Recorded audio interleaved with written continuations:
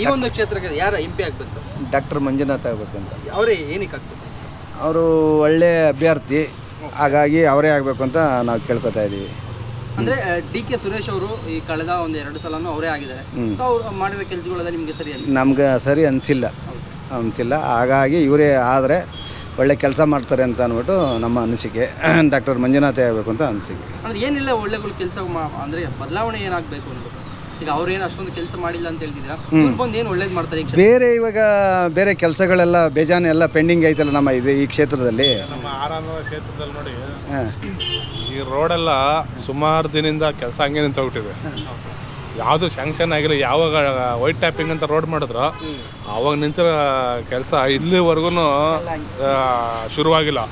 ರಾಯೇಶ್ವರಿ ಗೇಟ್ದು ಅಷ್ಟೇ ಆರ್ಚ್ ಮಾಡ್ತೀನಿ ಅಂತ ಫ್ಲೇವರ್ ಮಾಡ್ತೀನಿ ಅಂದರು. ಅದು ಎಲೆಕ್ಷನ್ ಮುಗ್ದಾತಂತಾನೆ ಇದುವರೆಗೂ ಕೆಲಸ ಶುರು ಮಾಡಿಲ್ಲ. ಅದು ಹಂಗೆ ನಿಂತಿದೆ ಕೆಲಸ. ಅದು ಮಂಜುನಾಥ್ ಅವ್ರು ಬಂದರೆ ಈ ಕ್ಷೇತ್ರಕ್ಕೆ ಒಂದಷ್ಟು ಒಳ್ಳೇದಾಗುತ್ತೆ ಸರ್, ಖಂಡಿತ. ಸೆಂಟ್ರಲಿಂದ BJP ಬಂದಾಗ ಹಾಗಾಗಿ ಇವರು ಕೆಲಸ ಮಾಡ್ತಾರೆ ಅಂತ ಅಂದ್ಬಿಟ್ಟು ನಮ್ಮ ಅನಿಸಿಕೆ ಅಷ್ಟೇ. ಇವರು ಕೆಲಸ ಮಾಡ್ತಾರೆ, ಸೆಂಟ್ರಲಲ್ಲಿ BJP ಬಂದರೆ ಇವರು ಇಲ್ಲಿ ಕೆಲಸ ಮಾಡ್ತಾರೆ ಅಂತ. ಡಾಕ್ಟರ್ ಮಂಜುನಾಥ್ ಬಂದರೆ ಅಭಿವೃದ್ಧಿ ಮಾಡ್ತಾರೆ ಅಂತ. ಇವಾಗ ಜಯದೇವದಲ್ಲಿ ಹೆಂಗೆ ಅಭಿವೃದ್ಧಿ ಮಾಡಿದ್ದಾರೆ, ಇಲ್ಲೂ ಅದೇ ಥರ ಗೆದ್ದರೆ ಅಭಿವೃದ್ಧಿ ಮಾಡ್ಬೋದು ಅಂತ ಅನಿಸಿಕೆ ನಮ್ದು ಅಷ್ಟೇ. BJPನೇ ಬರಬೇಕು. ಇಲ್ಲಿ ಅವರೇ ಇರಬೇಕು. ಇಲ್ಲಿ ಬೇಕಾದ್ರೆ ಯಾರನ್ನ ಬರಲಿ ನಡೀತದೆ, ಅಲ್ಲಿ ಅವರೇ ಇರಬೇಕು. ಇಲ್ಲ ನಾವು ಇಂಡಿಯಾದಲ್ಲಿ ನಾವು ಇರೋಕ್ಕಾಗಲ್ಲ.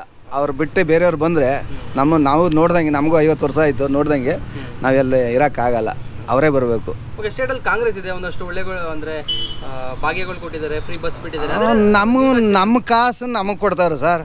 100 ರೂಪಾಯಿ ಎಣ್ಣೆ 200 ಮಾಡಿದ್ರು. ಇನ್ನು ನಾನು ಡೈಲಿ ಕುಡಿತೀನಿ ಅಂತ ಇಟ್ಕೊಳ್ಳಿ, 3000 ರೂಪಾಯಿ ಆಯಿತು. ಭಾಗ್ಯಲಕ್ಷ್ಮಿ 200 ರೂಪಾಯಿ ಕೊಡ್ತಾರೆ, ಕರೆಂಟ್ ಬಿಲ್ಲು 1000 ರೂಪಾಯಿ ಕೊಡ್ತಾರೆ. ಯಾರು ದುಡ್ಡು ಅದು ಹೇಳಿ, ನೀವೇ ಹೇಳಿ. ಜನಗಳು ಬಂದು ಇವ್ರ ಮುಂದೆ ಕೇಳಿರ ನಮಗೆ ಫ್ರೀ ಕೊಡಿ ಅಂತ? ಯಾರು ಕೇಳಿದ್ರು?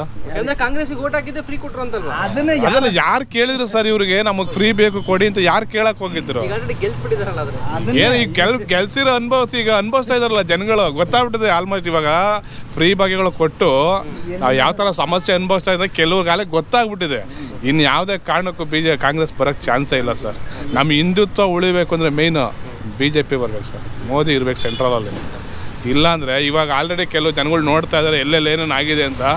ಇದು ಸ್ಯಾಂಪಲ್ಲು. ಇನ್ನೇನು BJP ಬಂದಿಲ್ಲ ಅಂದರೆ ನೆಕ್ಸ್ಟ್ ನಮ್ಮ ಹಿಂದೂಗಳನ್ನ ಬದುಕಕ್ಕೆ ಬಿಡಲ್ಲ ಇದಂತ 100%. ಸರ್ ಅವ್ರ ಅಭಿವೃದ್ಧಿ ಕಾರ್ಯಗಳು ಮಾಡ್ತಾರೆ, ಅದರಿಂದ ನಮಗೆ ಇಷ್ಟ ಆಯ್ತು ಅಷ್ಟೇ. ಮತ್ತು ರೋಡ್ಗಳು, ರಸ್ತೆಗಳು ಎಲ್ಲನೂ ಇವಾಗ ಕಾಂಗ್ರೆಸ್ ಸರ್ಕಾರ ಅಷ್ಟು ವರ್ಷದಿಂದ ಐತೆ.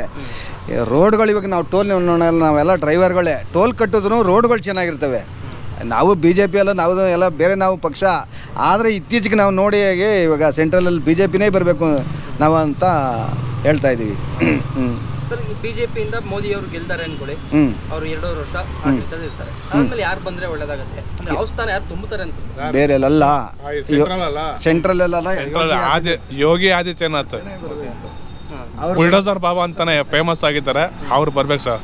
ಇಲ್ಲಿ ಕರ್ನಾಟಕದಲ್ಲಿ ಆ ಥರ ಬರಬೇಕು ಅಂತ ಅಂದರೆ ನಮ್ಮ ಯತ್ನಾಳ್ ಥರ ಬರಬೇಕು. ಬಸವನಗೌಡ ಪಾಠ ಯತ್ನಾಳು ಒಳ್ಳೇದಾಗ್ಬೋದು ಅವ್ರು ಬಂದರೆ ಅಂತ. ಸರ್ ಮೇನ್ ಹಿಂದುತ್ವ ಉಳಿಬೇಕು ಸರ್. ನಮಗೆ ಒಳ್ಳೇದಾಗುತ್ತೆ, ಮೇನ್ ಹಿಂದುತ್ವ ಉಳಿಬೇಕು.